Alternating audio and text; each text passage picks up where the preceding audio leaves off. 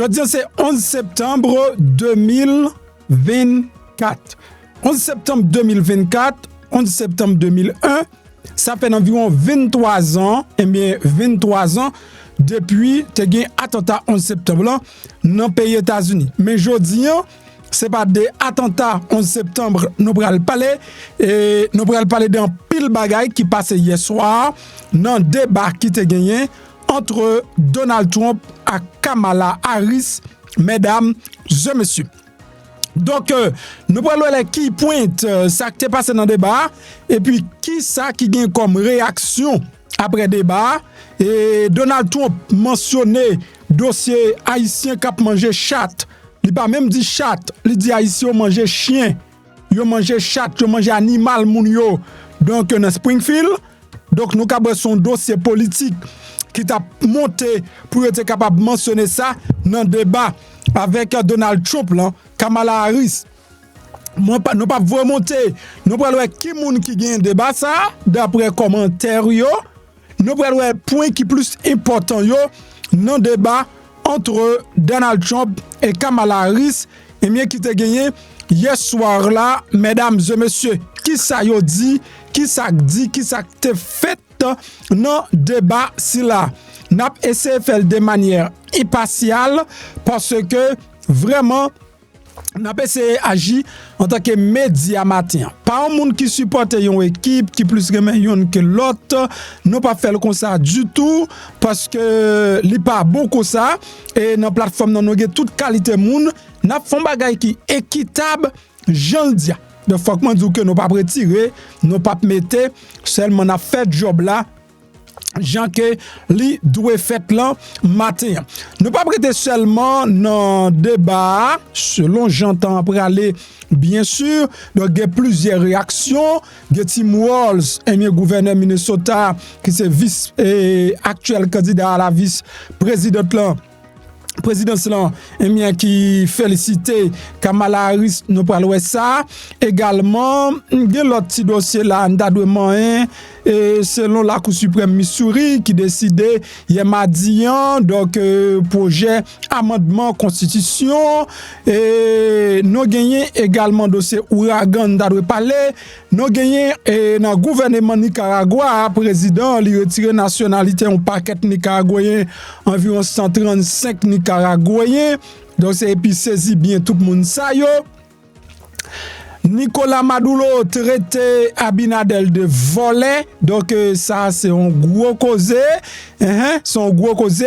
Nous avons Jamaïque qui promet pour voir 24 militaires venir en Haïti pour capable venir continuer supporter travail là et dans le pays mais Angleterre, Royaume-Uni, nous avons près de 2000 prisonniers qui joignent liberté yo et parce que par côté pour mettre yo obligé laguer moun sa yo. Mesdames et messieurs, en pile cause qui vient pour parler. Il y a une coalition bloc majoritaire encore 11 septembre et 21 décembre qui dénonce André Michel. Il dit qu'il mène une campagne pour des dénigrements contre conseiller présidentiel. Mais maintenant, le grand public attend nous sous dossier ça débat qui te gagné hier soir entre Kamala Harris et Donald Trump. Comment le finit parce que m'tal dormi, c'est ça puis le monde commenter matin comment le finit. Mesdames et messieurs, bonjour bonsoir tout le monde comment nous y moi espère en forme. Si n'a regardé vidéo ça là toujours et nous dit papa bon Dieu qui dans ciel la merci parce que lui fait un cadeau un jour en plus. Non pas c'est MPH zami mi les même P et le ni MPP. L'autre boule sucre moi toujours à chercher yon non pour yo bon moins. C'est tout un plaisir matin pour me passer pour me fournir non information mesdames et messieurs. Soit à peine vini abonnez bien rapide, abonnez à pas difficile du tout. M'a demandé vous cliquer sur bouton qui marqué subscribe là, ou après sur bord droit tout pendant regarder vidéo et automatiquement vous fin cliquer sur lui, la boyon petit cloche, cliquez sur petit cloche là tout, OK? L'offre fin cliquer sur cloche là, la baou et plusieurs options. Pour la première option c'est all, partager vidéo à tous côtés, ou oublier ça ouvrir dans tout samedi yo, mais quand tu as grand like moyen, pas oublier la gayon like en bas vidéo ça. M'prie nous en grâce fait ça, la gayon like qui pas déranger ou. Si vous conduit, bon même si vous conduit, ce téléphone nan mon la gon like, ce petit pouce qui garde en l'air là, c'est pas difficile que ça. Sous télévision pas ka faire, mais sous téléphone ou capable faire ça. On nous rentre parce que nous connaissons nous dans un moment crucial. Nous dans un moment crucial, nous dans une période d'élection et ça que mal là actuellement, ba élection viré sous nous mêmes haïtiens eh bien républicains yo créé buzz sous dos haïtien. Qualité misère problème nous gagne déjà sous tête nous les républicains y a créé buzz yo sous dos nous. OK, y a créé buzz yo sous dos nous et ça son bagay qui est extrêmement triste. Et les nap suivre débat hier soir, il faut que moi du moins garder tout débat, même gens en pile monde qui garde et prend pile décision, moi garder tout débat et me faire déduction que buzz ça qui crée des haïtiens a manger chat, a voler canard, et bien c'est pour être capable ajouter un point en plus dans le débat présidentiel qui t'a pral fait là. Mon compte sac bel coup a pas passé. Donald Trump mentionné clairement ça qui passe Springfield Ohio, yon bagay qui pas passé aucun côté, yo créé un bagay, yo dit qu'a fait au côté. Pas gon voisin qui témoin ça. Pas gon moun qui gen château perdu, qui gen canard perdu qui porte plainte. Pas gen ça du tout. Donc son histoire créée et qui moun yo choisi pour accuser la donne, nous les Haïtiens qui étaient des États-Unis prend indépendance li. Alors moun qui font bien, leur essaie faire le mal ou à payer. OK? Ou à payer conséquences là. Maintenant, m'papi bien placé pour m'honnête avec nous, pour c'est moi-même qui allait faire commentaire yo pour contre moi et m'pa jamais mal faire yo pour contre moi non plus. Donc nous aller exactement dans gros journal yo et bien qui ça yo dit de débat ça et nous connaît premier débat qui était fait dans mois de juin, Donald Trump te savonné Joe Biden. Avant de rentrer dans le détail, débat ça cap fort senti à qui point américain remet pays yo plus que yon moun. Ça c'est premier bagay m'ta remet non saisi et apprendre dans dossier débat ça. Li montre à qui point américain yo remet pays yo remet plus que yon moun. Parce que mesdames et messieurs, les démocrates yo arrivé fait Joe Biden abandonner course là la montré que moun yo pas dans sentiment ak leader quand il s'agit de pays yo, quand il s'agit de partis politiques yo. Biden fait un mouvement de grand leader de héros, li abandonné course là et li bay Kamala Harris gagné. Et débat hier soir, bay Kamala Harris won et débat hier soir, li montre nous à qui point course électorale là rive changer. C'est pas même débat du tout. C'est pas même moun, pas comme sou t'a regarder nous naturel là, sou t'a regarder débat ça ou même ou ka fait commentaire de qui sortait plus remé dans débat, qui sort plus saisi dans débat ça qui était fait entre Kamala Harris que tout le monde t'attend avec Donald Trump là. Donald Trump ba on paquet menti et non menti ça yo c'est eux même m'bra laisser ouais avec eux dans qui pointe eh bien dans débat. On voit d'abord qui pointe là, n'a fin ouais qui pointe yo et puis n'a ouais qui moun qui en fait gagne débat selon encore même commentaire ça. N'a ouais qui moun yo dit qui gagne débat selon même commentaire yo. On allait là. Et là nous pral aller prendre Sky News débat Trump contre Harris là qui point clé qui te gagné la donne. Deux moun yo te affronté sous projet ça yo. Économie, immigration, politique étrangère, avortement. Yo te attaqué une lot à nombreuses reprises, attaqué personnalité une avec l'autre, capacité pour devenir président. Nous avons Taylor Swift qui était même porté soutien by présidence là quelques instants après débat. C'est très important. Taylor Swift avec plus que 280 millions subscribers, eh bien, n'a pas ça puis devant, li accepté, eh bien, vient supporter présidente, un candidat à la présidence, Kamala Harris, mesdames et messieurs.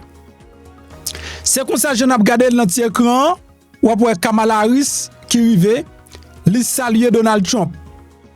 Elle a fait quelque chose de très important. Elle était présentée par Donald Trump. Son signe de respect, Kamala Harris montré, li gagné malgré toute catastrophe Donald Trump, c'est ancien président des États-Unis. Il est connu de tout le monde. Donc, s'il y a quelqu'un qui est connu, c'est Kamala Harris. Elle s'est présentée en mentionnant son nom. Je suis Kamala Harris. Je dois vous rappeler, c'est la première fois que les deux candidats se sont rencontrés comme candidats et comme personnes, comme humains. Moun sa yo pas jamais rencontré un jour avant. C'est pour la première fois moun sa yo rencontré. M'pap di ou ki mensonge qui te dit, m'a quitté autant d'un petit crasse tout à l'heure dans bagay là. Ancien président Donald Trump et vice-président Kamala Harris, yo engagé dans débat qui te roulé avant l'élection qui a fait 5 novembre. Les enjeux sont très élevés pour deux candidats avant affrontement ça. En pile moun t'a demandé pour Kamala Harris parler plus, pour qu'on connaisse plus qui moun qui Kamala Harris. C'est un enjeu qui te gagné pour Kamala Harris. Pour te faire connaître plus, rive convaincre une série d'électeurs pour électeurs ouais est-ce que yo cap fait choix, est-ce que yo ka cette maillot sous Kamala Harris parce que yo dit yo connaît qui est qui jouait qui est le Donald Trump là, mais Harris c'est lui-même yo besoin de plus de détails sur lui-même. Et Kamala Harris c'est comme responsabilité hier soir présenter une manière pour moun connaître, ça veut dire qui ça le porter dans package politique là. Et Donald Trump t'a insisté là, t'a parlé de projet 2025 là. Nous connaissons qui c'est plan Donald Trump monté avec tout acolyte li comment pour la diriger. Donald Trump insistait sur le fait que il pas grand rien pour louer avec projet 2025. Projet gagné en pile déportation, en pile catastrophe la donne. Eh bien, pour transformer le pays ça en un royaume, au lieu qu'en dynastie, au lieu qu'elle quitte le pays ça comme une république démocratique indépendante. Donald Trump insiste que pas qu'on a rien sous projet 2025 là. C'est ça que l'ité déclaré. Quand Kamala Harris a déclaré, c'est une politique dangereuse. Il s'agit d'un ensemble de propositions conservatrices qui préparées par une série de conseillers politiques qui plus proches de Donald Trump. Bien qu'ancien président lui déclare que le document politique ça, il pas fait partie de campagne, il dit il pas jamais l'île, mais il dit la donne gain bon, la donne gain mauvais, bagay tout. Les tapé rive sous point ça, sous avortement. Deux candidats ont été affrontés sous question avortement. Trump a affirmé que bébé a été exécuté en vertu d'une certaine loi d'État. Que Harris déclare que, point vu pâle, lui-même, c'est insulter l'insulte femme. Vous ne pouvez pas comprendre ça jusqu'à ce qu'on entende, mais je ne vais pas expliquer. Leur TV sous point avortement avec Donald Trump. Donald Trump dit le compte avortement et la gueule sous compte État. Kamala Harris a saisi opportunité dans ça Parce que l'elle dit laguer dossier avortement sous compte État, c'est État qui va le décider. Est-ce que le d'accord avortement ou bien le pas d'accord avortement? Qu'on y a. Si État Floride pas d'accord avortement, État New Jersey d'accord avortement, yon femme qui juste Floride qui t'a voulu retirer et qui t'a voulu retirer un bébé dans votre lit, non pas dire un bébé, mais t'a voulu faire un miscarriage pour pas porter bébé ya, eh bien moun sa obligé quitter Florida pour aller New Jersey.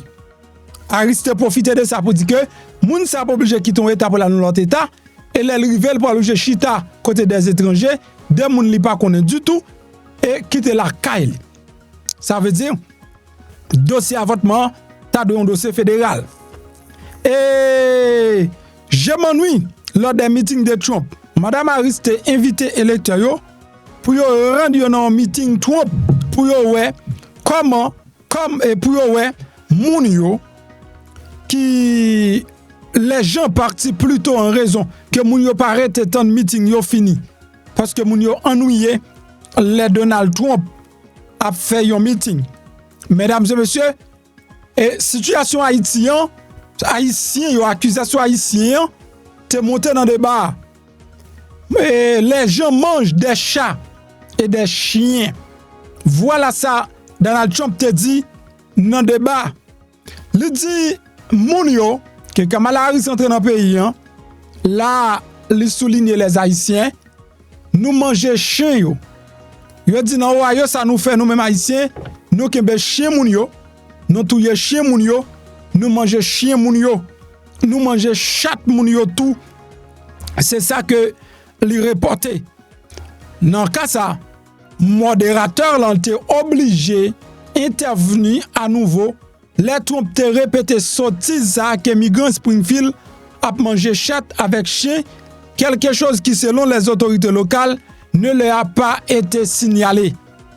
Modérateur a dit Donald Trump, bagay ça pas arrivé aucun côté. En d'autres termes, il t'a dit, Monsieur Donald Trump, bêtise ou répété là, pas de chambre rive dans Springfield. Parce que nous gen moun derrière, nous gen moun, et mais on dit non, ça pas de jambe fait. Donc, là, nous, son gros mensonge que monsieur yo te créé pour yo te cap sale image haïtien et puis pour yo te cap une bagaille pour augmenter dit immigrants qui rentrent dans le pays cause problème. Touché dossier tentative assassinat. Donc ça fait référence à tentative assassinat côté que victime tout blanc déclaré que il était probablement recevoir une balle dans tête parce que démocrate yo te transformé en arme. Donc il t'a démocrate yo porter charge là. Madame Harris déclaré que président russe Vladimir Poutine t'a mangé Donald Trump comme déjeuner après qu'elle t'a déclaré que l'État prêté guerre là en Ukraine si toutefois l'État gagné élection. Donald Trump même dit l'a set up bagay ça même avant le président. Et il continue à dire il a de très bonnes relations avec Poutine, de très bonnes relations avec Zelensky. Donc il fait connaître s'il était là, Poutine pas t'a perdu tout soldat il perdu parce qu'il pas même quitter guerre là arrivé. Et nous gagnons encore un autre débat. Lorsqu'on visite surprise dans la salle de discussion pour défendre après débat, ton patron ici engagé pour participer à un autre débat. Alors que les démocrates ont indiqué que Mme Harris est prêt pour participer à l'autre débat. Donc, Mme Harris lui-même, est prêt pour l'autre débat, mais Trump pas prêt. Trump déclaré par les journalistes et journalistes qui étaient présents dans la salle là, des discussions qu'il pensait que c'était son meilleur débat de tous les temps. OK? Et il a affirmé que il fait Harris paraître faible. Ça, cette déclaration, Donald Trump, il dit là, c'est son meilleur débat de tous les temps. Donc, il fait Mme Harris paraître faible. Ce sont des points forts, mais des points clés dans le dossier ça, et bien dans le débat ça. Automatiquement, le débat est fini. Comme résultat, tu as gagné Taylor Swift, qui gagne plus que 284 millions d'abonnés. lui-même li signe en tant que dame au chat sans enfant. Parce que pas oublier que J.D. Vance li traite moun qui pa gen pitit yo chat qui pa gen ti moun. Là au cap dans campagne là, chat la monté 2 fois. Chat qui pa gen ti moun et puis li di haïtien yo y a mangé chat. Et mes citoyens américains yo n'a payé États-Unis. Qui moun qui favori pour remporter élection américaine? Harris. Qu'est-ce qui l'a poussé à devenir vice-président? Tout pas film que immigrants illégaux yo manger bête et manger bête moun yo dans compagnie yo. Encore m'a dit yo démenti Donald Trump. Un sondage qui réalisé par CNN montre que la popularité de Mme Harris li augmenté. Tandis que un commentateur dans la télévision décrit performance de Donald Trump comme étant aussi mauvaise que celle de Biden. Un commentateur dans la télévision, eh bien, t'a fait connaître Trump te plus mal que Joe Biden dans le dernier débat ça. Débat qui fait hier soir là, yo réalisé performance Donald Trump li plus mal. Donald Trump essayé pas pencher son série de points, mais ces points ça lui dominer plus fort. Parce que conseil lui demande pour pas l'attaquer Harris personnellement pour lui parler des plans. Poser Donald Trump question qui plan le gagner pour assurance, li pas gain plan. Li mandé et pour ta éliminer Obamacare, mais qui projet li gain li pas gagné. Et nous la chaîne sœur de Sky News NBC a fait état de réaction. Quelques partisans républicains décrit comment Mme Harris a réussi à parter Donald Trump. OK? Il a tapé Donald Trump, il a fait énerver. Yon l'autre déclaré que elle a tenu en retrait et l'avait laissé paraître vieux, en colère et décousu. Donc, Kamala Harris te campé en forme de jambe, et ben mon cap dit yo, eh bien, il te fait Donald Trump paraître qui était grand moun, vieux, en colère, tout uni. Entre-temps, 2 responsables campagne Mme Harris déclarent que soutien Taylor Swift c'est une surprise. C'est ça considéré comme une victoire décisive qui témoignait de capacité. Mesdames et messieurs, m'baka quitter nous comme inconnus, nous juste à parler de Taylor Swift tout simplement. Sans ne pas connaître qui moun personnage là est. Donc n'a ponti temps de quoi pour nous kaboué valeur personnage ça mais qui d'accord yo lui-même vin bay Kamala Harris soutien kounye ya là. OK? Vin bay Kamala Harris soutien kounye ya, ça veut dire en pile bagay. Donc qu'on vle ou pas, eh bien Kamala Harris font bagay. Personne pas de penser qui t'a fait. OK? Personne pas de penser Kamala Harris t'a gagné élection ça. Personne pas de penser Kamala Harris t'a gagné débat ça. Pour ça Donald Trump li fait malheur à passer. Oh non. Personne pas de penser ça. Donc c'est Manzé c'est un auteur, ils sont compositrices, ils sont interprètes américaines qui très connue pour composition autobiographique pour moun sa qui en Haïti qui pas gon idée de Taylor Swift, ça veut dire c'est un artiste qui peut décider lui-même dit qui moun la suivre et chaque moun sa yo parti derrière comme ça et bien ou je n'ai pas qu'être l'autre monde qui décide vinn suivre tout. OK, un paquet l'autre monde décide de marcher derrière également. Et l'orgon artiste qui gagne plus que 280 millions followers. Moun sa pas endosser n'importe qui moun. Moun sa faut tabac au milliard pour yo endosser. Eh bien, il décide faire sa fouille et il poste lui-même pour le dire même j'ai avec tout le monde, moins tap garder débat et finalement prend décision, eh bien m'a supporter Kamala Harris, mesdames et messieurs. N'a passé dans point très important yo et qui ça Taylor Swift lui-même et qui ça Taylor Swift lui dit on va regarder post là mais post Taylor Swift là OK même gens avec tout le monde moi t'a regardé et débat soya sous pot kofel konye a c'est plus bon moment pour nous faire recherche nous sous problème yo. OK pour nous prendre bagay yo en main, c'est moment pour nous faire recherche yo. OK et at end and this candidate take on the topic. Donc moi j'ai parlé sur plusieurs sujets, plusieurs topics. Mais candidats yo même yo te débattu et finalement il fait choix parle. Mesdames et messieurs, dans 23 minutes. Attendez bien. Dans 23 minutes, Taylor Swift li fait post ça. Li te gen 1 878 900 likes. Ça m'a de mal plus loin. Et bon mon seconde parce que là, je connais nous pressé mais l'important pour nous regarder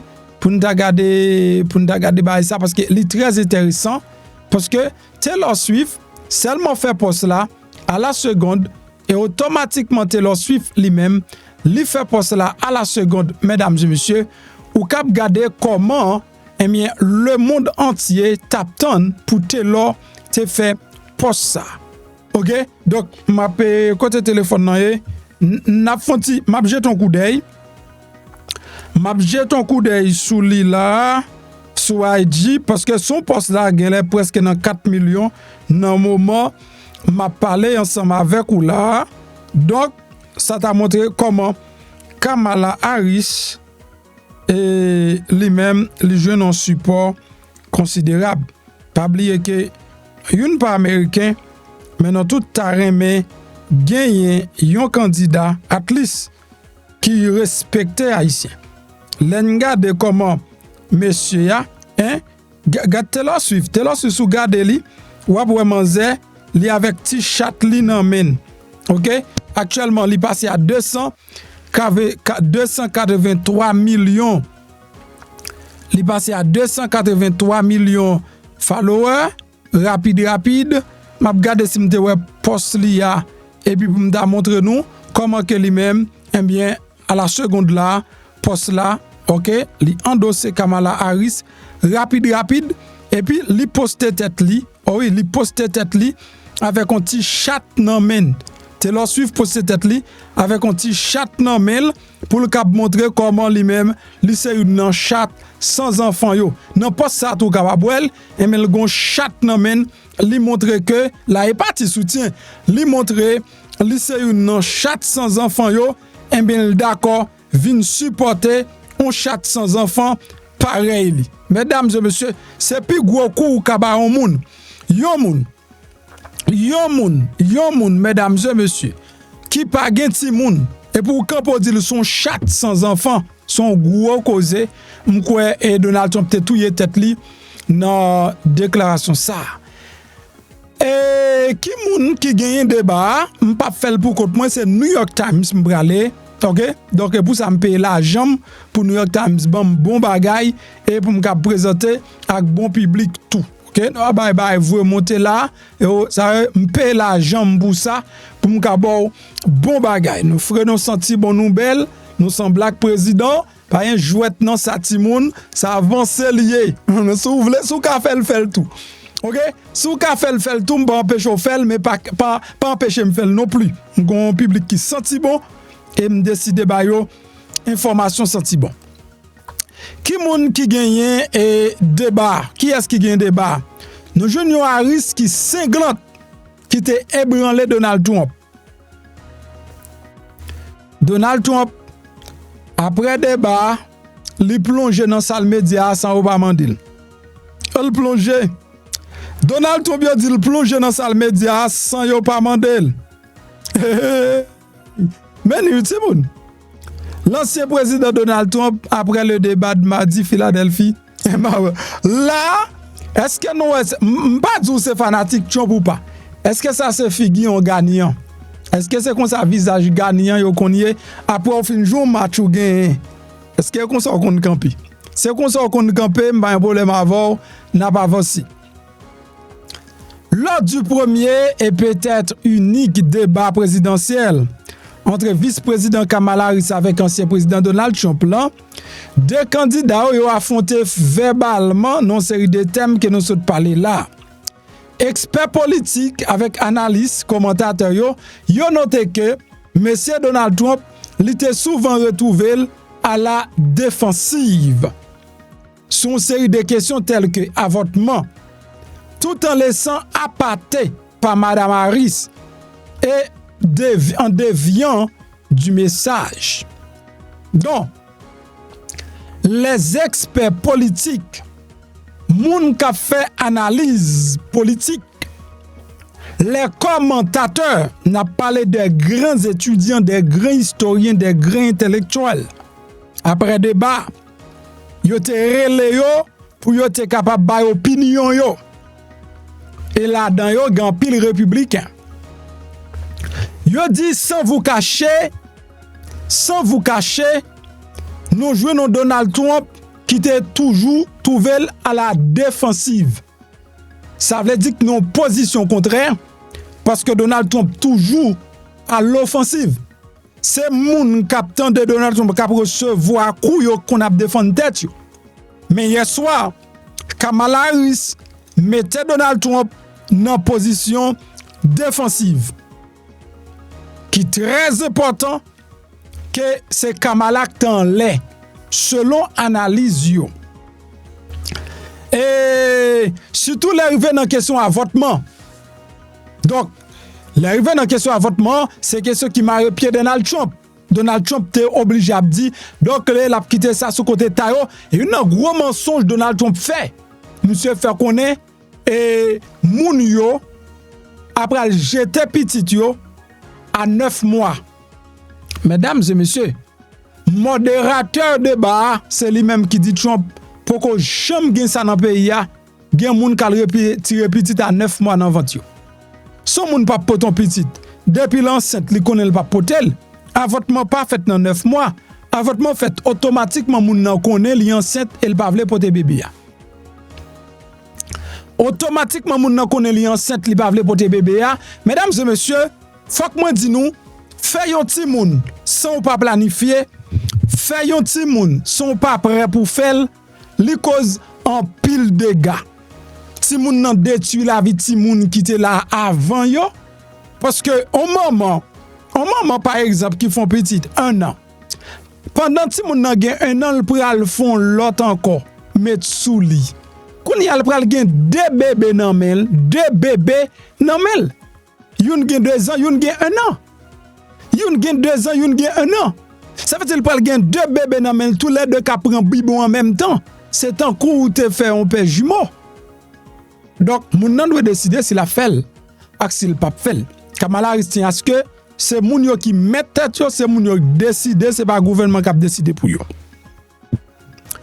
Expert politique yo fait connaître Kamala Harris te fait Donald Trump peur et il fait le trembler.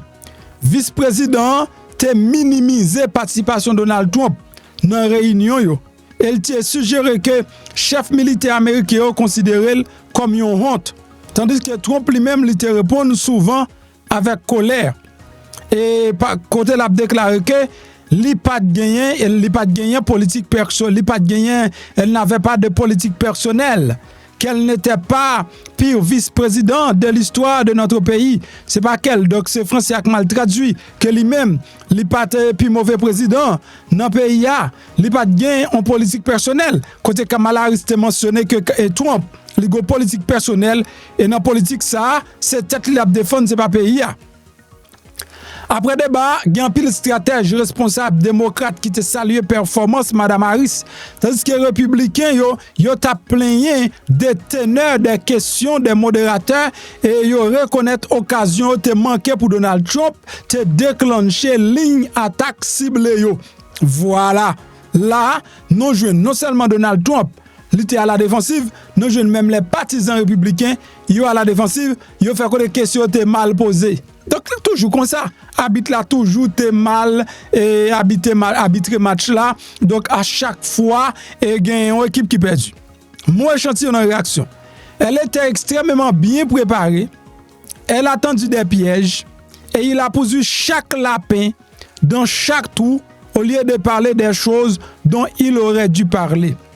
C'est la différence entre quelqu'un qui est bien préparé et quelqu'un qui ne l'est pas, a déclaré sur ABC l'ancien gouverneur du New Jersey, Chris Christie, un républicain qui était dirigé l'équipe Transition Trump en 2016. Autant de sa républicain dit, il dit comme ça, et Kamala Harris était bien préparé. Il était en pile piège, il était poursuivre chaque lapin dans chaque trou. Wow! Kamala Harris était bien préparé, il était en pile piège, il était poursuivre chaque lapin dans chaque trou. C'est différence qui gagne entre un monde qui est bien préparé et un monde qui n'est pas bien préparé. C'est ça Chris Christie dit dans ABC News. Un monde qui était un dirigeant dans l'équipe de Donald Trump en 2016. Ça veut dire et Trump pas préparé. Et l'équipe lui a même dit Trump pas besoin de préparer pour aller parler avec Harris. Harris sont professionnels dans la matière, ils connaissent chaque débat pour le faire, ou doit préparer tout débat. Et non seulement ça, ou doit préparer, s'il y a posé 50 questions, ou doit préparer 150. De quoi? Pour 50 questions à poser là, pour répondre sur sortie en dedans, ça pose là. Moi, je suis j'aime tes élèves, l'aime le composer par exemple, pour faire histoire, eh bien, je toujours préparé une liste de questions. Et liste de questions préparées, toute question professionnelle a toujours sorti dans la question non. La difficile pour pas me faire minimum 28 sous 30, 29 sous 30, 30 sous 30 parce que me toujours préparé toute question. Ni dans histoire, ni dans physique, ni dans chimie, me fait même bagaille là. Gen qui compte pas sûrement pas étudier, mais dans soirée examen, moi toujours préparé examen professeur. Mais Kamala Harris a fait quelque chose qui était très exceptionnel. Harris te poussé Donald Trump à plusieurs reprises pour te sortir dans le sujet, elle te mettait hors du sujet. M'a parlé de New York Times qui a parlé, mesdames et messieurs. M'a reporté ça New York Times dit, pas crucifié. Il te franchi bas en racontant son histoire personnelle. Il t'a approfondi suffisamment politique là, mais il t'a montré que il t'a une qualité pour te mesurer et n'importe qui monde. C'est ça nous gagnons Kathleen Legeki, stratège démocrate, ancienne conseillère, secrétaire commerce, Gina Raimondo, ça fait connaître. Je pense que Kamala Harris te dépassé les très faibles attentes qu'il y avait. OK?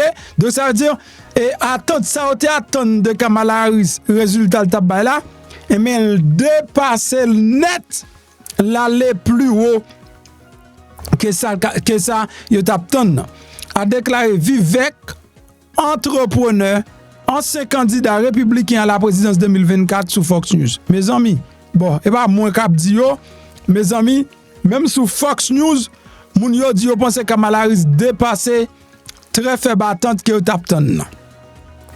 Lorsque débat était porté sous frontière économie, Trump avait le dessus, mais trop souvent il était modé à l'hameçon de la vice-présidente qui te balle y ont laissé passer. Si vice-présidente est clairement énervé président Trump, et il n'a pas fait grande chose à part des platitudes, il déclaré Lance Trouvé. Il y a un stratège républicain qui était attaché de presse gouverneur Doug. Donc, l'arrivant niveau ça, j'étais là, eh bien, il t'a parlé de frontières là. Et bien sûr, modérateur là te dit pour qui ça Joe Biden, il connaît actuellement quantité de moun descend sous frontière. Mais pour qui ça attendre 6 mois avant élection yo pour yo te réagir. Kamala Harris t'a pas répondre. Non, c'est pas que ça le teye, c'est parce que gon projet de gagner pour te mettre plus moun travail sous frontière là. Mais si on fin d'accord projet bipartisan bien propre, mais Donald Trump lui-même, il était rentré dans le dossier et puis il fait projet à couler. Harris a commencé avec une certaine hésitation, peut-être parce que le style offensif de Donald Trump et présentation sans fondement était très différent, mais après ça, Harris est venu reprendre le dessus bien rapide. Trump n'a pas remporté le débat. Trump n'a pas remporté le débat, mais je pense qu'il a remporté l'élection grâce à l'aide de BC, car Harris était tellement dans le viseur que c'était répugnant. Les électeurs ont vu Harris esquiver chaque question qui était même légèrement difficile et essayer d'effacer son bilan.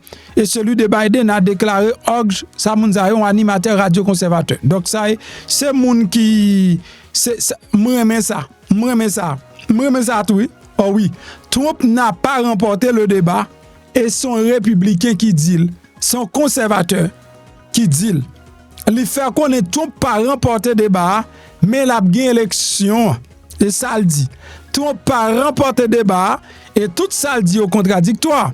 Parce que soit parler de Harris là, pas gain belle performance, ou pas qu'à dire Trump pas remporté le débat. Mais les conservateurs, ils sont d'accord que Donald Trump pas remporté le débat hier soir. New York Times dit Trump était tellement mal préparé, déconcentré, il était laissé passer un paquet de points, il était raté nombreuses occasions pour te faire sentir argument contre Kamala Harris.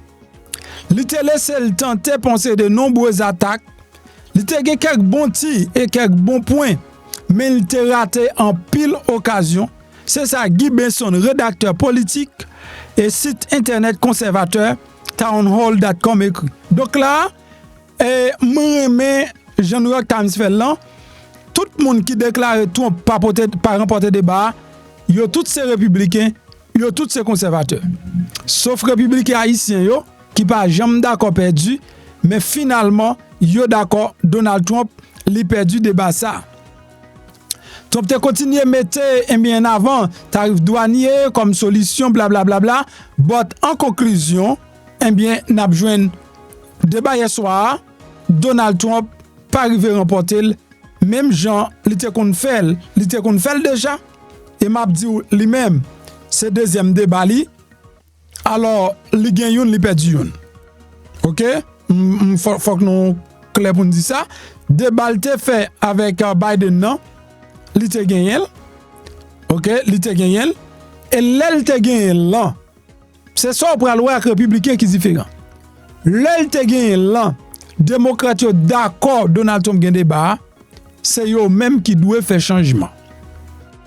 Yo fait changement qu'il faut. Mais wap joun républicain yo pas jamais d'accord yo même, yo perdu débat, y a toujours dit yo gagné débat. Mesdames et messieurs, li lè qu'on y a pour nous tendre yon extrait de débat ça et puis pour nous capable bien comprendre tout ça m'so dit là yo mesdames et messieurs. Entendez yon extrait dans débat Kamala Harris avec Donald Trump là et ou même pour capable ouais vraiment Donald Trump pas gagné débat ça. Il y a plusieurs parties là-dedans et n'a bon ça qui plus important là-dedans. On allez. A lot of towns don't want to talk about it because they're so embarrassed by it. In Springfield, they're eating the dogs, the people that came in. They're eating the cats. They're eating the pets of the people that live there. And this is what's happening in our country, and it's a shame. As far as rallies are concerned, as far as the reason they go is they like what I say. They want to bring our country back. They want to make America great again. It's a very simple phrase, make America great again. And I am actually the only person on this stage who has a plan that is about lifting up the middle class and working people of America. I believe in the ambition, the aspirations, the dreams of the American people. Destroying this country, and if she becomes president, this country doesn't have a chance of success. Not only success, we'll end up being Venezuela on steroids. I just want to clarify here. You bring up Springfield, Ohio, and ABC News did reach out to the city manager there. He told us there have been no credible reports of specific claims of pets being harmed, injured, or abused by individuals within the immigrant community. Well, I've seen people on television. Let me just say here, this is the people on television say my dog was taken and used for food. So maybe he said that, and maybe that's a good thing to say for a city manager. I'm not taking this from television. But the people on television saying their dog was eaten by the people that went there. Again, the Springfield city manager says there's no evidence of that. Vice President Harris, I'll let you respond to the rest of what you've heard. And that is why I imagine and have actually a plan to build what I call an opportunity economy. Because here's the thing. We know that we have a shortage of homes and housing, and the cost of housing is too expensive for far too many people. We know that young families need support to raise their children, and I intend on extending a tax cut for those families of $6,000, which is the largest child tax credit that we have given in a long time, so that those young families can afford to buy a crib, buy a car seat, buy clothes for their children. My passion, one of them, is small businesses. My mother raised my sister and me, but there was a woman who helped raise us. We call her our second mother. She was a small business owner. I love our small businesses. My plan is to give a $50,000 tax deduction to startup small businesses, knowing they are part of the backbone of America's economy. My opponent, on the other hand, his plan is to do what he has done before, which is to provide a tax cut for billionaires and big corporations, which will result in $5 trillion to America's deficit. My opponent has a plan that I call the Trump's sales tax, which would be a 20% tax on everyday goods that you rely on to get through the month. Economists have said that Trump sales tax would actually result for middle-class families in about $4,000 more a year, because of his policies and his ideas about what should be the backs of middle-class people paying for tax cuts for billionaires. President Trump, I'll give you 2 minutes. First of all, I have no sales tax. That's an incorrect statement. She knows that.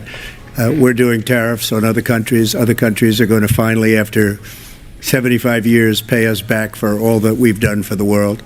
And the tariff will be substantial in some cases. I took in billions and billions of dollars, as you know, from China. In fact, they never took the tariff off because it was so much money they can't. It would totally destroy everything that they've set out to do. They're taking in billions of dollars from China and other places. They've left the tariffs on. When I had it, I had tariffs, and yet I had no inflation. Look, we've had a terrible economy because inflation which is really known as a country buster. It breaks up countries. We have inflation like very few people have ever seen before, probably the worst in our nation's history. We were at 21%, but that's being generous because many things are 50, 60, 70, and 80% higher than they were just a few years ago. This has been a disaster for people, for the middle class, but for every class.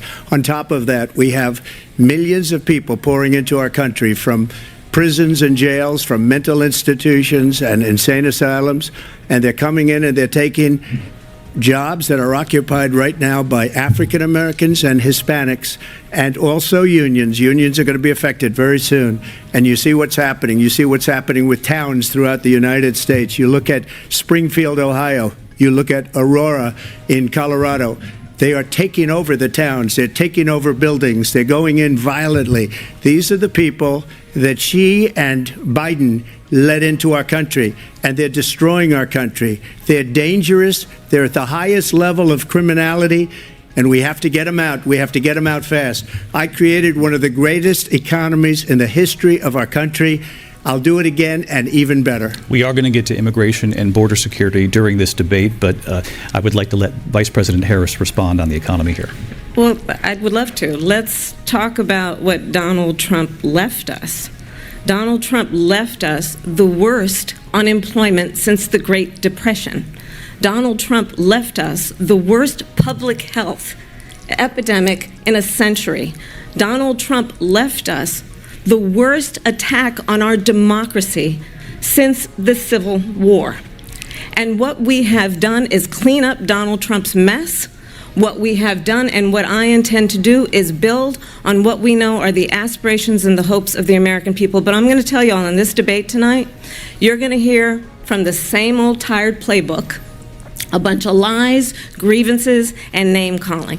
What you're going to hear tonight is a detailed and dangerous plan called Project 2025 that the former president intends on implementing if he were elected again.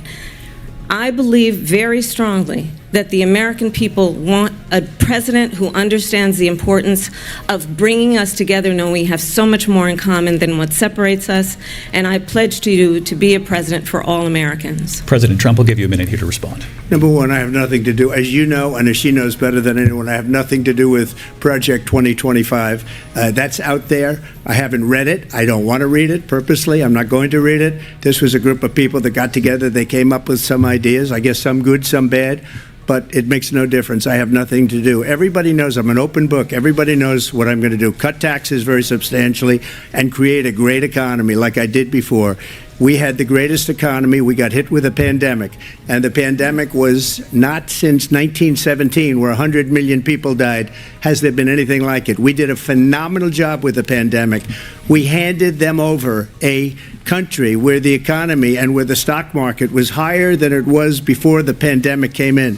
Nobody's ever seen anything like it. We made ventilators for the entire world. We got gowns, we got masks, we did things that nobody thought possible. And people give me credit for rebuilding the military. They give me credit for a lot of things, but not enough credit for the great job we did with the pandemic. But the only jobs they got were bounce back jobs. These were jobs bounced back, and it bounced back and it went to their benefit. But I was the one that created them. They know it, and so does everybody else. Vice President Harris, I'll let you respond. So, Donald Trump has no plan for you. And when you look at his economic plan, it's all about tax breaks for the richest people. I am offering what I describe as an opportunity economy, and the best economists in our country, if not the world, have reviewed our relative plans for the future of America. What Goldman Sachs has said is that Donald Trump's plan would make the economy worse, mine would strengthen the economy. What the Wharton School has said is Donald Trump's plan would actually explode the deficit. 16 Nobel laureates have described his economic plan as something that would increase inflation and by the middle of next year would invite a recession. You just have to look at where we are and where we stand on the issues. And I'd invite you to know that Donald Trump actually has no plan for you because he is more interested in defending himself than he is in looking out for you. It's just a soundbite. They gave her that to say. Look, I went to the Wharton School of Finance, and many of those professors, the top professors, think my plan is a brilliant plan. It's a great plan. It's a plan that's going to bring up our worth, our value as a country. It's going to make people want to be able to go and work and create jobs and create a lot of good, solid money for our country. And just to finish off, she doesn't have a plan. She copied Biden's plan, and it's like 4 sentences, like run, spot, run. 4 sentences that are just, oh, we'll try and lower taxes. She doesn't have a plan. Take a look at her plan. She doesn't have a plan. Mr. President, I do want to drill down on something you both brought up. The Vice President brought up your tariffs. You responded, and let's drill down on this, because your plan is what she calls is essentially a national sales tax. Your proposal calls for tariffs, as you pointed out here, on foreign imports across the board. You recently said that you might double your plan, imposing tariffs up to 20% on goods coming into this country. As you know, many economists say that with tariffs at that level, costs are then passed on to the consumer. Vice President Harris has argued it'll mean higher prices on gas, food, clothing, medication, arguing it costs the typical family nearly $4,000 a year. Do you believe Americans can afford higher prices because of tariffs? They're not going to have higher prices. What's going to have, and who's going to have higher prices, is China and all of the countries that have been ripping us off for years. I was the only president ever. China was paying us hundreds of billions of dollars, and so were other countries. And, you know, if she doesn't like them, they should have gone out and they should have immediately cut the tariffs. But those tariffs are there 3.5 years now under their administration. We are going to take in billions of dollars, hundreds of billions of dollars. I had no inflation, virtually no inflation. They had the highest inflation perhaps in the history of our country, because I've never seen a worse period of time. People can't go out and buy cereal or bacon or eggs or anything else. the people of our country are absolutely dying with what they've done. They've destroyed the economy. And all you have to do is look at a poll. The polls say 80 and 85 and even 90% that the Trump economy was great, that their economy was terrible. Vice President Harris, I do want to ask for your response, and you heard what the president said there, because the Biden administration did keep a number of the Trump tariffs in place. So how do you respond? Well, let's be clear that the Trump administration resulted in a trade deficit, one of the highest we've ever seen in the history of America. He invited trade wars. You want to talk about his deal with China? What he ended up doing is, under Donald Trump's presidency, he ended up selling American chips to China to help them improve and modernize their military, basically sold us out, when a policy about China should be in making sure the United States of America wins the competition for the 21st century, which means focusing on the details of what that requires, focusing on relationships with our allies, focusing on investing in American-based technology so that we win the race on AI, on quantum computing, focusing on what we need to do to support America's workforce so that we don't end up having on the short end of the stick in terms of workers' rights. But what Donald Trump did, let's talk about this, with COVID, is he actually thanked President Xi for what he did during COVID. Look at his tweet. "Thank you, President Xi," exclamation point, when we know that Xi was responsible for lacking and not giving us transparency about the origins of COVID. President Trump, I'll let you respond. First of all, they bought their chips from Taiwan. We hardly make chips anymore because of philosophies like they have and policies like they have. I don't say her because she has no policy. Everything that she believed 3 years ago and 4 years ago is out the window. She's going to my philosophy now. In fact, I was going to send her a MAGA hat. She's gone to my philosophy. But if she ever got elected, she'd change it. And it will be the end of our country. She's a Marxist. Everybody knows she's a Marxist. Her father's a Marxist professor in economics, and he taught her well. But when you look at what she's done to our country, and when you look at these millions and millions of people that are pouring into our country monthly, where it's, I believe, 21 million people, not the 15 that people say, and I think it's a lot higher than the 21. That's bigger than New York State pouring in. And just look at what they're doing to our country. They're criminals. Many of these people coming in are criminals. And that's bad for our economy, too. You know, you mentioned before, we'll talk about immigration later. Well, bad immigration is the worst thing that can happen to our economy. They have, and she has, destroyed our country with policy that's insane. Almost policy that you'd say they have to hate our country. President Trump, thank you. Lindsay? I want to turn to the issue of abortion. President Trump, you've often touted that you were able to kill Roe v. Wade. Last year, you said that you were proud to be the most pro-life president in American history. Then last month, you said that your administration would be great for women and their reproductive rights. In your home state of Florida, you surprised many with regard to your 6-week abortion ban, because you initially had said that it was too short. And you said, quote, "I'm going to be voting that we need more than 6 weeks." But then the very next day, you reversed course and said you would vote to support the 6-week ban. Vice President Harris says that women shouldn't trust you on the issue of abortion because you've changed your position so many times. Therefore, why should they trust you? Well, the reason I'm doing that vote is because the plan is, as you know, the vote is, they have abortion in the 9th month. They even have, and you can look at the governor of West Virginia, the previous governor of West Virginia, not the current governor, who's doing an excellent job, but the governor before, he said the baby will be born and we will decide what to do with the baby. In other words, we'll execute the baby. And that's why I did that, because that predominates, because they're radical. The Democrats are radical in that. And her vice presidential pick, which I think was a horrible pick, by the way, for our country, because he is really out of it. But her vice presidential pick says abortion in the 9th month is absolutely fine. He also says execution after birth. It's execution, no longer abortion, because the baby is born, is okay. And that's not okay with me, hence the vote. But what I did is something for 52 years. They've been trying to get Roe v. Wade into the states. And through the genius and heart and strength of 6 Supreme Court justices, We were able to do that. Now, I believe in the exceptions for rape, incest, and life of the mother. I believe strongly in it. Ronald Reagan did also. 85% of Republicans do. Exceptions. Very important. But we were able to get it, and now states are voting on it.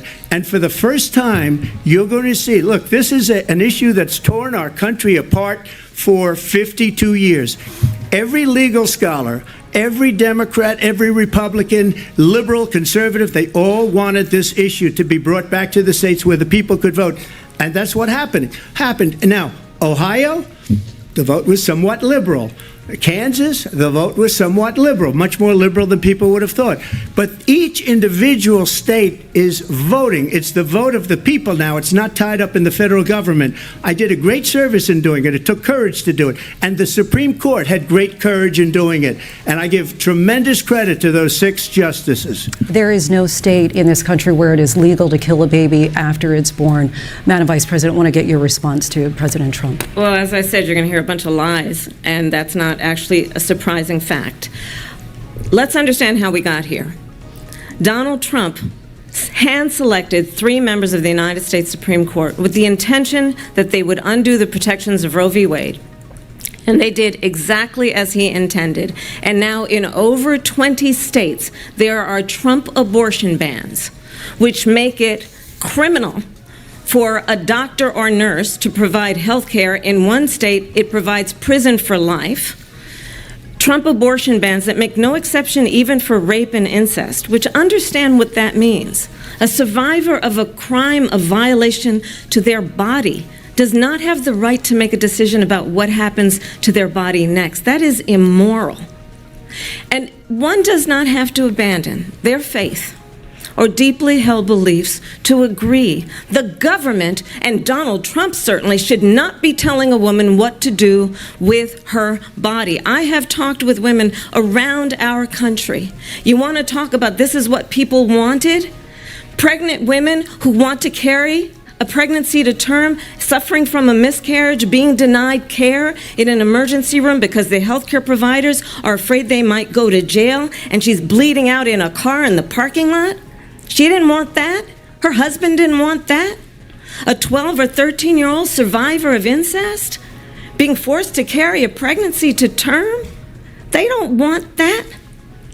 And I pledge to you, when Congress passes a bill to put back in place the protections of Roe v. Wade, as President of the United States, I will proudly sign it into law. But understand, if Donald Trump were to be reelected, he will sign a national abortion ban. Understand, in his Project 2025, there would be a national abortion, a monitor that would be monitoring your pregnancies, your miscarriages.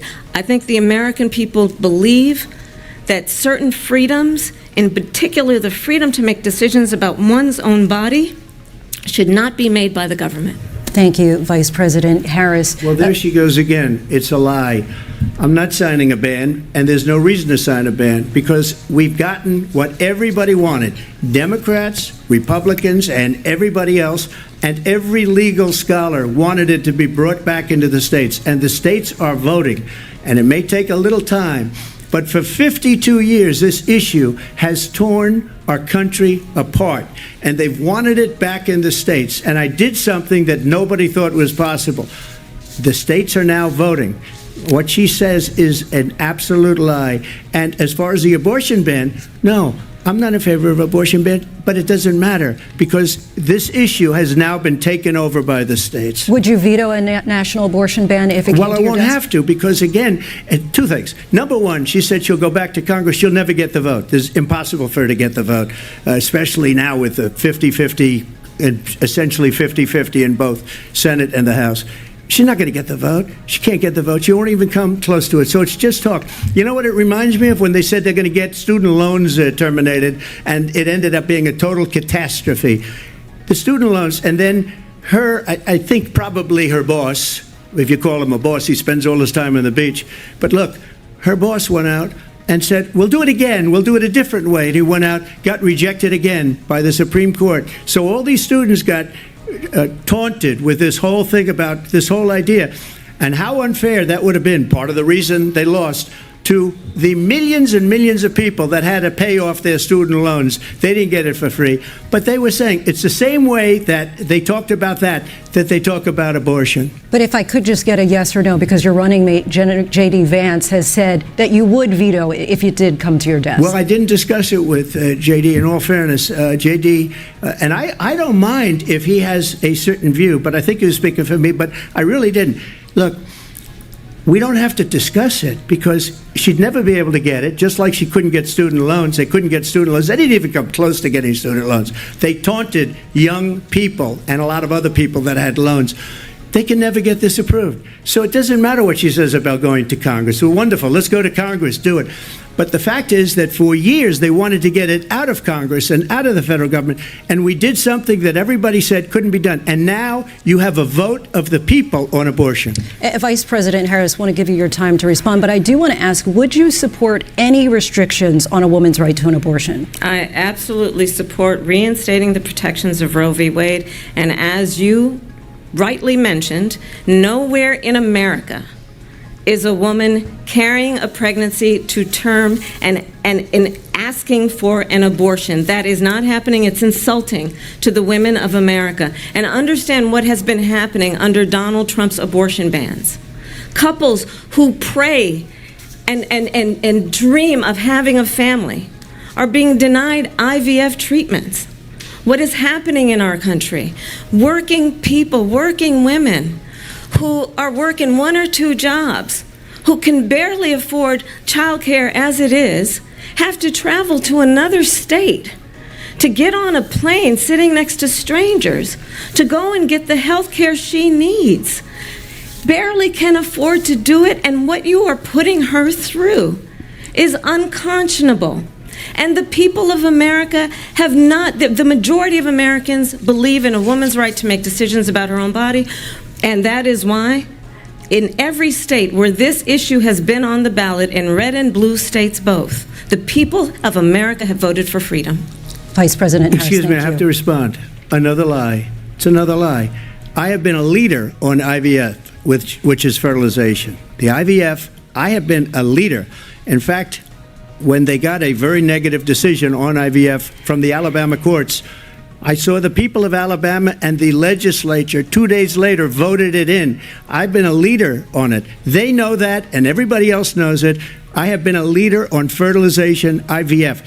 And the other thing, you should ask, will she allow abortion in the 8th month, 9th month, 7th month? Come on. Okay, would you do that?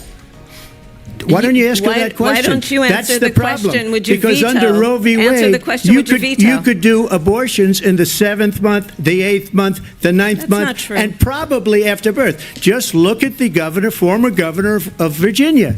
The governor of Virginia said, we put the baby aside and then we determine what we want to do with the baby. President Trump, thank you. We're going to turn now to immigration and border security. We know it's an issue that's important to Republicans, Democrats, voters across the board in this country.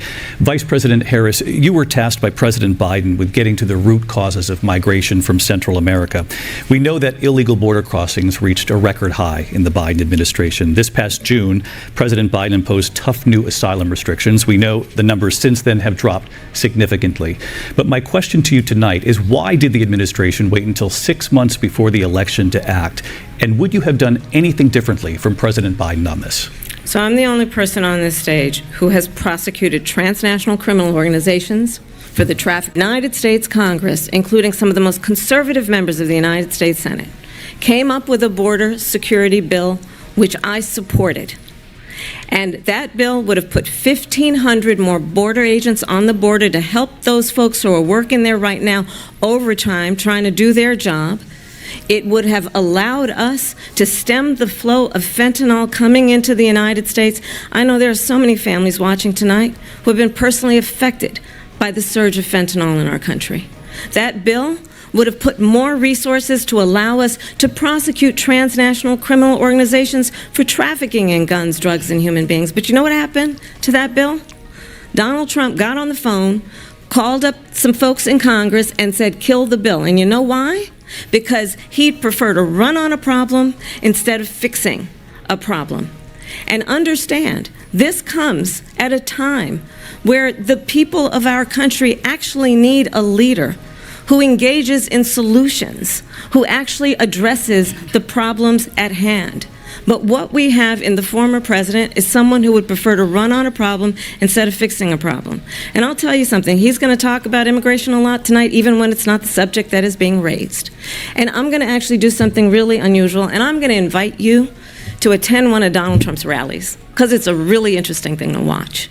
You will see during the course of his rallies, he talks about fictional characters like Hannibal Lecter. He will talk about windmills cause cancer. And what you will also notice is that people start leaving his rallies early out of exhaustion and boredom. And I will tell you, the one thing you will not hear him talk about is you. You will not hear him talk about your needs, your dreams, and your desires. And I'll tell you, I believe you deserve a president who actually puts you first, and I pledge to you that I will. Vice President Harris, thank you. President Trump, on that point, I want to get your response. Well, I would like to respond. Let me just ask, though, why did you try to kill that bill, and successfully so, that would have put thousands of additional agents and officers on the border? First, let me respond as to the Please. rallies. She said people start leaving. People don't go to her rallies. There's no reason to go. And the people that do go, she's bussing them in and paying them to be there, and then showing them in a different light. So she can't talk about that. People don't leave my rallies. We have the biggest rallies, the most incredible rallies in the history of politics. That's because people want to take their country back. Our country is being lost. We're a failing nation. And it happened 3.5 years ago. And what's going on here, you're going to end up in World War III, just to go into another subject. What they have done to our country by allowing these millions and millions of people to come into our country, and look at what's happening to the towns all over the United States. And a lot of towns don't want to talk. It's not going to be Aurora or Springfield. A lot of towns don't want to talk about it because they're so embarrassed by it. In Springfield, they're eating the dogs, the people that came in. They're eating the cats. They're eating the pets of the people that live there. And this is what's happening in our country, and it's a shame. As far as rallies are concerned, as far as the reason they go is they like what I say. They want to bring our country back. They want to make America great again. It's a very simple phrase, make America great again. Destroying this country, and if she becomes president, this country doesn't have a chance of success. Not only success, we'll end up being Venezuela on steroids. I just want to clarify here. You bring up Springfield, Ohio, and ABC News did reach out to the city manager there. He told us there have been no credible reports of specific claims of pets being harmed, injured, or abused by individuals within the immigrant community. Well, I've seen people on television. Let me just say here, this is the people on television say my dog was taken and used for food. So maybe he said that, and maybe that's a good thing to say for a city manager. I'm not taking this from but television. The people I'm on taking it from television the city saying manager. their dog was eaten by the people that went there. Again, the Springfield city manager says there's no evidence of that. Vice President Harris, I'll let you respond to the rest of what you've heard. You talk about extreme. This is, I think, one of the reasons why in this election I actually have the endorsement of 200 Republicans who have formerly worked with President Bush, Mitt Romney, and John McCain, including the endorsement of former Vice President Dick Cheney and Congress member Liz Cheney. And if you want to really know the inside track on who the former president is, if he didn't make it clear already, just ask people who have worked with him. His former chief of staff, a four-star general, has said he has contempt for the Constitution of the United States. His former national security advisor has said he is dangerous and unfit. His former Secretary of Defense has said the nation, the republic, would never survive another Trump term. And when we listen to this kind of rhetoric, when the issues that affect the American people are not being addressed, I think the choice is clear in this election. President Trump, I'll give you a quick minute to respond here. Thank you, because when I hear that, see, I'm a different kind of a person. I fired most of those people. Not so graciously. They did bad things or a bad job. I fired them. They never fired one person. They didn't fire anybody having to do with Afghanistan and the Taliban and the 13 people whose were just killed, viciously and violently killed. And I got to know the parents and the family. They didn't fire. They should have fired all those generals, all those top people, because that was one of the most incompetently handled situations anybody has ever seen. So when somebody does a bad job, I fire him. And you take a guy like Esper. He was no good. I fired him. So he writes a book. Another one writes a book. Because with me, they can write books. With nobody else can they. But they have done such a poor job, and they never fire anybody. Look at the economy. Look at the inflation. They didn't fire any of their economists. They have the same people. That's a good way not to have books written about you. But just to finish, I got more votes than any Republican in history by far. In fact, I got more votes than any president, sitting president in history by far. Let me continue on immigration. It was what you wanted to talk about earlier, so let's get back to your deportation proposal that the vice president has reacted to as well. President Trump, you call this the largest domestic deportation operation in the history of our country. You say you would use the National Guard. You say if things get out of control, you'd have no problem using the U.S. military. Police, yes. You also said you would use local police. How would you deport 11 million undocumented immigrants? I know you believe that number is much higher. Take us through this. What does this look like? Will authorities be going door to door in this country? Yeah, it is much higher because of them. They allowed criminals, many millions of criminals. They allowed terrorists. They allowed common street criminals. They allowed people to come in, drug dealers, to come into our country. And they're now in the United States and told by their countries like Venezuela, don't ever come back or we're going to kill you. Do you know that crime in Venezuela and crime in countries all over the world is way down? You know why? Because they've taken their criminals off the street and they've given them to her to put into our country. And this will be one of the greatest mistakes in history for them to allow.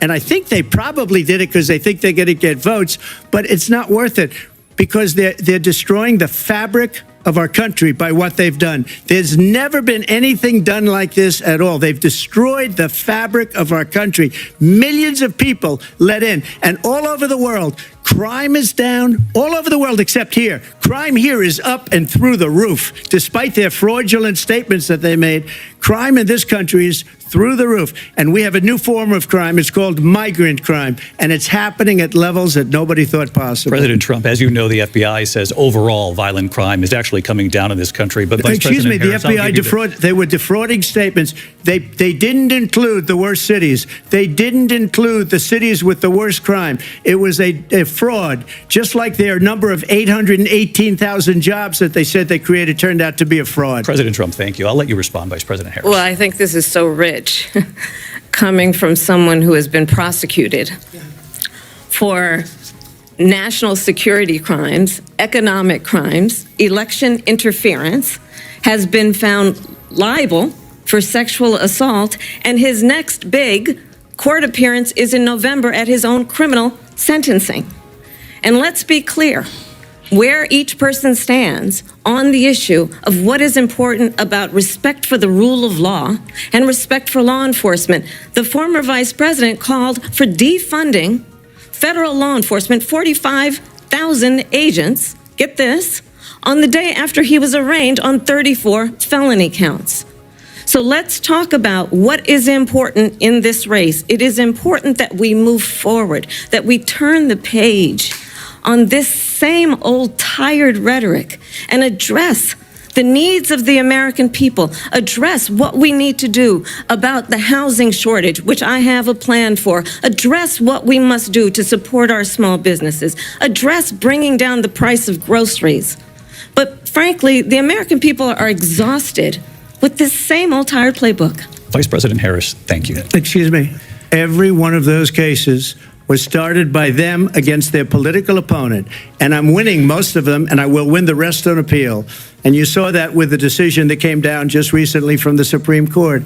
I'm winning most of them. But those are cases, it's called weaponization. Never happened in this country. They weaponized the Justice Department. Every one of those cases was involved with the DOJ, from Atlanta and Fani Willis to the Attorney General of New York and the DA in New York. Every one of those cases.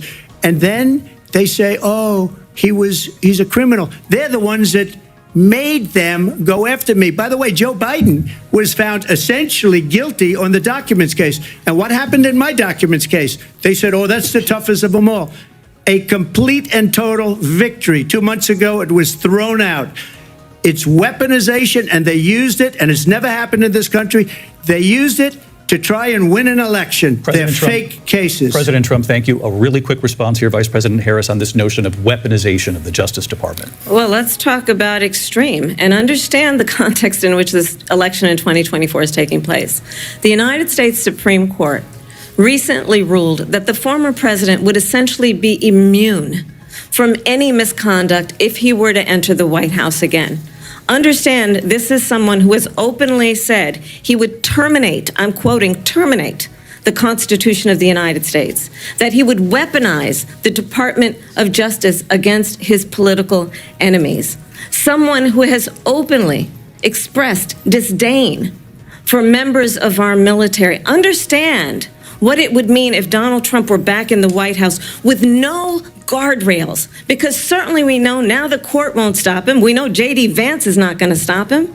It's up to the American people Vice President to stop Harris, him. Thank you. Lindsay? Vice President Harris, in your last run for president. This is the one that weaponized, not me. She weaponized. I probably took a bullet to the head because of the things that they say about me. They talk about democracy. I'm a threat to democracy. They're the threat to democracy with a fake Russia investigation We do have a lot that to get. went nowhere. We have a lot to get to. Lindsay? Vice President Harris, in your last run for president, you said you wanted to ban fracking. Now you don't. You wanted mandatory government buyback programs for assault weapons. Now your campaign says you don't.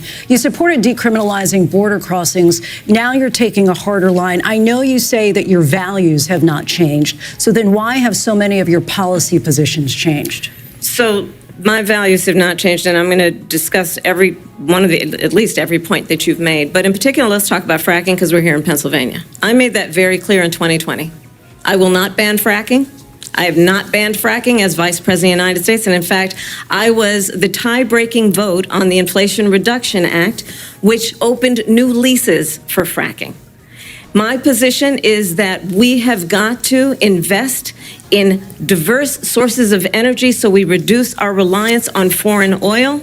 We have had the largest increase in domestic oil production in history because of an approach that recognizes that we cannot over-rely on foreign oil.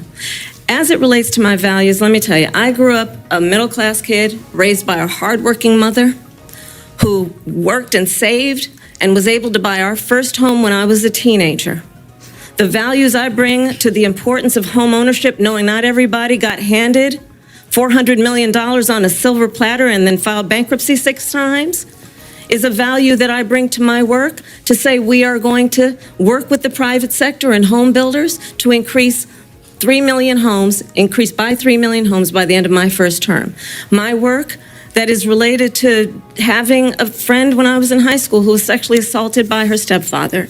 And my focus then on protecting women and children from violent crime is based on a value that is deeply grounded in the importance of standing up for those who are most vulnerable. My work that is about protecting Social Security and Medicare is based on long-standing work that I have done, protecting seniors from scams. My values have not changed. And what is important is that there is a president who actually brings values and a perspective that is about lifting people up and not beating people down and name-calling. The true measure of the leader is the leader who actually understands the strength is not in beating people down, it's in lifting people up. Pendant que vous regardez la vidéo, regardez à droite, vous voyez un bouton qui est en noir qui marqué souscrire mais ça c'est espagnol. Si c'est en anglais, tu as marqué subscribe. Si en français, tu as marqué s'abonner. Cliquez sur le bouton ça. Là, on finit cliquer sur lui, vous avez une petite cloche bon côté. Cliquez sur cette cloche là tout. Sur cette cloche là, vous avez abonner automatiquement le passe sous première option. Ou après flèche là sous deuxième option. Retirez flèche là sous deuxième option, mettez-le sous première option que c'est tout. Ça veut dire chaque fois monton vidéo ou joindre notification. Et puis pas oublier la gon like en bas vidéo ça.